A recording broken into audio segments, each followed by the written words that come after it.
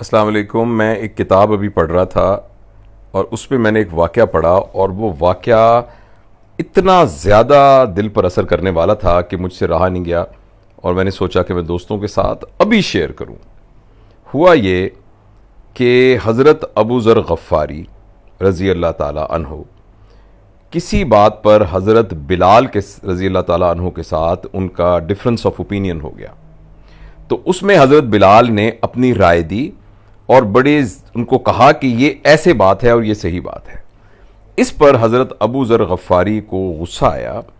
اور انہوں نے ایک فکرہ ان کے منہ سے نکل گیا۔ انہوں نے کہا، اے کالی کلوٹی ماں کے بیٹے، اب تو ہمیں سمجھائے گا؟ اس طرح کی فریزز جو ہیں وہ عربی زبان میں اس طرح بولی جاتی ہیں۔ تو حضرت بلال نے جب یہ سنا تو ان کو بہت برا لگا۔ انہوں نے حضرت ابو ذر غفاری کو کچھ نہیں کہا، صرف یہ کہا کہ میں اس بات کو نبی کریم صلی اللہ علیہ وآلہ وسلم کے علم میں لے کے آؤں گا۔ اور آپ نے نبی کریم صلی اللہ علیہ وسلم کو بتایا کہ ابو ذر نے مجھے یہ کہا کہ اے کالی کلوٹی ماں کے بیٹے، اب تو ہمیں سمجھائے گا۔ نبی کریم صلی اللہ علیہ وسلم سے جب حضرت ابو ذر کی ملاقات ہوئی تو نبی کریم صلی اللہ علیہ وسلم نے یہ فرمایا، جس کا مفہوم تھا کہ اے ابو ذر، ابھی بھی تیری جہالت نہیں گئی، تیری جہالت ابھی بھی ختم نہیں ہوئی۔ نبی کریم صلی اللہ علیہ وسلم کے منہ سے صرف اتنا سننا تھا کہ حضرت ابو ذر غفاری رونا شروع ہو گئے اور وہ مسجد سے باہر نکلے اور وہاں زمین پہ کچھ گیلی مٹی تھی، وہ انہوں نے مٹی اپنے روتے روتے منہ پر ڈال لی اور وہ باہر بیٹھ گئے اور انتظار کرتے رہے کہ جب حضرت بلال وہاں سے اٹھ کے آئیں گے۔ اور جب حضرت بلال آئے تو انہوں نے کہا کہ اے بلال، میں اس وقت تک یہاں بیٹھا رہوں گا جب تک تم اپنے پاؤں کے نیچے میرے اس مٹی والے منہ کو نہیں رونتے، جب تک مجھے میرے کیے کی سزا نہیں ملے گی، جب تک تم میرے منہ کو روندو گے نہیں، اس وقت تک میں یہاں سے نہیں اٹھوں گا۔ حضرت بلال آگے بڑھے، آپ نے اسی حالت میں حضرت ابو ذر کے چہرے کا بوسہ لیا اور ایک بہت تاریخی فکرہ کہا۔ انہوں نے کہا، بھلا میں ایسے پیر کو اپنے منہ سے کیسے مسل سکتا ہوں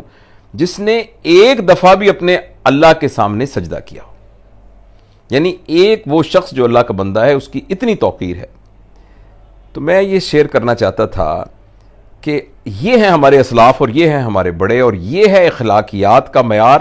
اور یہ ہے معذرت کرنے کا معیار اور معافی مانگنے کا معیار اور معاف کر دینے کا ظرف۔ ہم اپنی زندگی میں دیکھیں، اور خاص طور پر ارد گرد جیسے آج کل ہمارا میڈیا کے زیادہ ہونے کی وجہ سے، اور یہ جو پولیٹیکل ہمارا نظام ہے، اور جس میں ایک دوسرے کی ٹانگیں کھینچنا اور ایک دوسرے کے خلاف بد کلامی کرنا، گالی گلوچ کرنا، کریکٹر اسیسینیٹ کرنا، آپ دیکھیے کہ کتنا زیادہ نامناسب ہے اور کس قدر اپنے اسلاف کی تعلیمات سے انحراف ہے۔ تو یہ میں نے واقعہ پڑھا تو میرا دل چاہا کہ میں تمام دوستوں کو یہ ریکویسٹ کروں کہ ہم بھی اپنا دل بڑا کریں، ہم بھی ایک تو گفتگو کرتے وقت احتیاط کریں، ہم وہی ہیں جو کچھ ہم منہ سے نکالتے ہیں،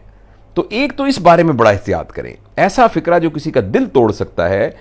وہی بات جو آپ کہنا چاہتے ہیں بغیر دل توڑے بھی یہ بات اس تک پہنچائی جا سکتی ہے۔ اور دوسری بات یہ ہے کہ ہمارے اندر معافی مانگنے کا حوصلہ ہونا چاہیے